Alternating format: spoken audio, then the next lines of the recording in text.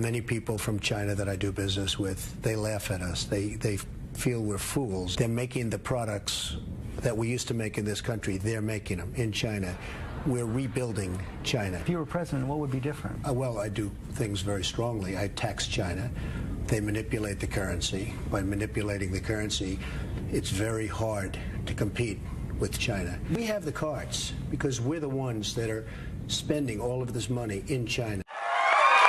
And it always gets back to China, because while we're spending billions of dollars being policemen of the world, China is spending billions of dollars a day buying the world and calling us stupid. You know, I have a lot of friends. I just sold recently an apartment for $33 million to a Chinese gentleman.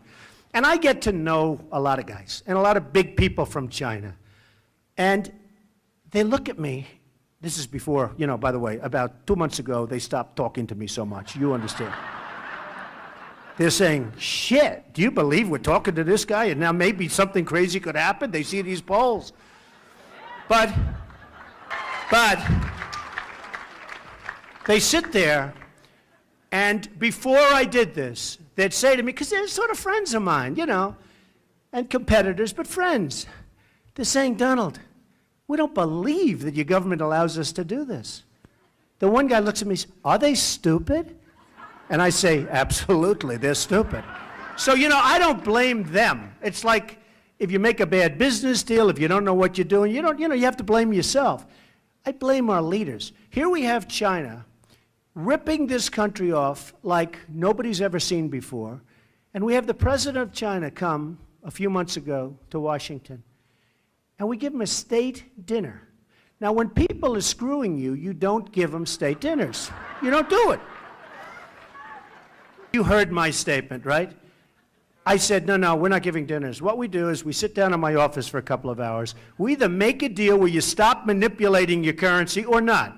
If we make a deal, you can have a state dinner if you want. If you don't make a deal, you take McDonald's and you go home. That's it.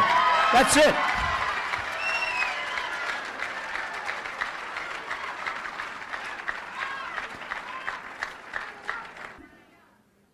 So we have problems. We have weak, pathetic leadership. We have incompetent leadership. Now, I'm going to make a decision fairly soon. And I would rather, you know, I love my life. Phil can tell you. I'm having a great time. I built a great company. I have a television show that's one of the top shows. It's the top show on NBC. It's the #1 show on NBC. It's doing great. I mean, I have to give a lot of stuff up. But you know what? It's peanuts compared to the importance of this country. And when I see what China is doing, I'll give you a little China story also.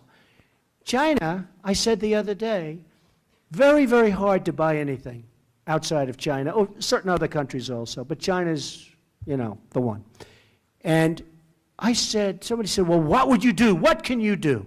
So easy.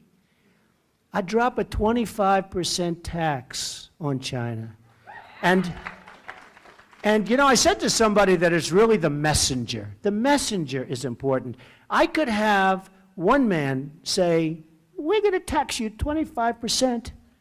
And I could say another, listen, you motherfuckers, we're going to tax you 25%. Now, you've said the same exact thing. You've said the same exact thing, but it's a different messenger. And I'll tell you what will happen with China, in my opinion. And I'm not looking to have enemies with China. You know, I actually get along. I'm a lover, not a fighter, okay? You've been reading about that for years. But when we have somebody that's real and tough and smart and sane, I'm saying smart. And you say to China, I'm sorry, we're going to have to put a 25% tax on your products. They'll say, when? I said, how about this evening? Not like, you know, everybody knows they're abusing us. Everybody knows what's going on. Everybody knows they're manipulating their currencies. We're going to charge 25%. Now, the real number, based on the manipulation, it's so